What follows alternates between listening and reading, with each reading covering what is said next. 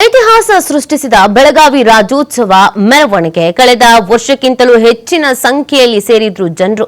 16 ಗಂಟೆಗೂ ಅಧಿಕ ಕಾಲ ನಡೆದಂತ ರಾಜ್ಯೋತ್ಸವ ಸಂಭ್ರಮಾಚರಣೆ. 6 ಲಕ್ಷಕ್ಕೂ ಹೆಚ್ಚು ಕನ್ನಡಿಗರು ರಾಜ್ಯೋತ್ಸವ ಮೆರವಣಿಗೆಯಲ್ಲಿ ಭಾಗಿಯಾಗಿದ್ರು. ಡಿಜೆ ಸಾಂಗ್ಗೆ ಕುಣಿದು ಕುಪ್ಪಳಿಸಿದ್ದಾರೆ ಯುವಕ ಯುವತಿಯರು.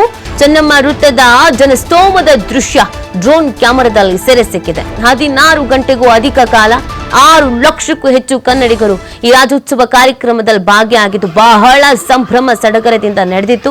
ಪ್ರತಿ ವರ್ಷಕ್ಕಿಂತ ಈ ವರ್ಷ ಇನ್ನೂ ಅದ್ಭುತವಾಗಿ ನಡೆದಿದೆ ಅನ್ನೋದನ್ನ ಹೇಳಲಾಗ್ತಾ ಇದೆ. ಈ ಮುಖಾಂತರವಾಗಿ ಹೊಸ ಇತಿಹಾಸ, ಹೊಸ ದಾಖಲೆಯನ್ನ ಸೃಷ್ಟಿ ಮಾಡ್ತಾ ಇದೆ. ನೋಡಿ, ನೀವು ಎಲ್ಲಿವರೆಗೂ ಕನ್ನಡಿಗರನ್ನ ಕೆಣಕ್ತಿರೋ, ನೆಮ್ಮದಿಯಿಂದ ಇರೋದಕ್ಕೆ ಬಿಡಲ್ಲ ಅಂತ ಹಠಕ್ಕೆ ಬೀಳ್ತಿರೋ, ಅಲ್ಲಿವರೆಗೂ ಇದೇ ತರದ ಉತ್ಸಾಹ, ಇದೇ ತರದ ಶಕ್ತಿ ಪ್ರದರ್ಶನ ಕನ್ನಡಿಗರು ಈ ಕನ್ನಡದ ನೆಲದಲ್ಲಿ ಮಾಡ್ತಾನೆ ಇರ್ತಾರೆ.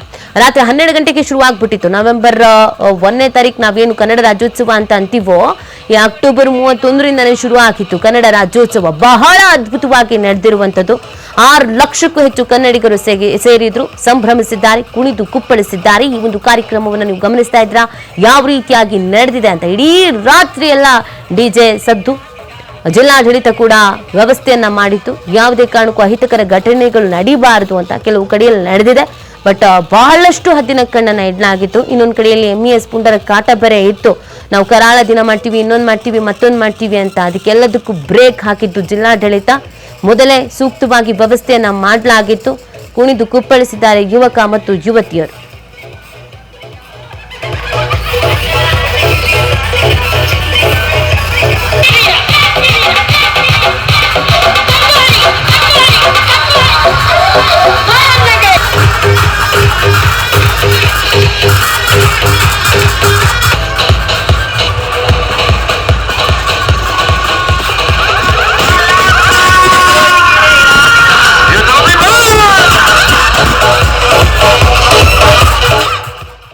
ಯುವತಿಯರ ಪಕ್ಕ ಡ್ಯಾನ್ಸ್ ಮಾಡ್ತಾ ಇದ್ದ ಯುವಕರಿಗೆ ಲಾಠಿ ಗೇಟು. ಲಘು ಲಾಠಿ ಚಾರ್ಜ್ ಮಾಡಿ ಯುವಕರನ್ನ ಚದುರಿಸಿದ ಪೊಲೀಸರು. ಯುವತಿಯರ ಬಳಿ ಅಸಭ್ಯ ವರ್ತನೆ ತೋರಿದವರಿಗೆ ಲಾಠಿ ಗೇಟು ಬಿದ್ದಿದೆ.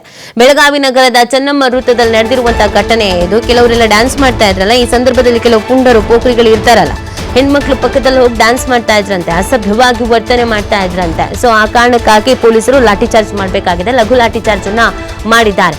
ಯುವತಿಯರ ಬಳಿ ಅಸಭ್ಯ ವರ್ತನೆ ಮಾಡ್ತಾ ಇದ್ರು ಕೆಲವರು. ನೋಡಿ, ಕೆಲವರು ಇದಕ್ಕೆ ಅಂತಾನೆ ಬಂದಿರ್ತಾರೆ. ಅವ್ರು ಯಾರೋ ಏನೋ ಎತ್ತನೋ ಗೊತ್ತಿಲ್ಲ. ಅಲ್ಲಿ ಹೇಗಿದ್ರು ಯುವತಿಯರು ಕೂಡ ಇರ್ತಾರೆ, ನಾವು ಕಿರಿಕ್ ಮಾಡಬಹುದು ಅಂತಾನೆ ಕೆಲವರು ಬಂದಿದ್ದು ಕೂಡ ಇದೆ. ಬಟ್ ಪೊಲೀಸರು ಪ್ರತಿ ಒಂದನ್ನು ಕೂಡ ಗಮನಿಸ್ತಾ ಇದ್ರು. ನಾನು ಆಗಲೇ ಹೇಳ್ತಾ ಇದ್ದೆ, ಜಿಲ್ಲಾಡಳಿತ ಸಕಲ ರೀತಿಯಾಗಿ ಸಿದ್ಧತೆಯನ್ನು ಮಾಡ್ಕೊಂಡಿತ್ತು.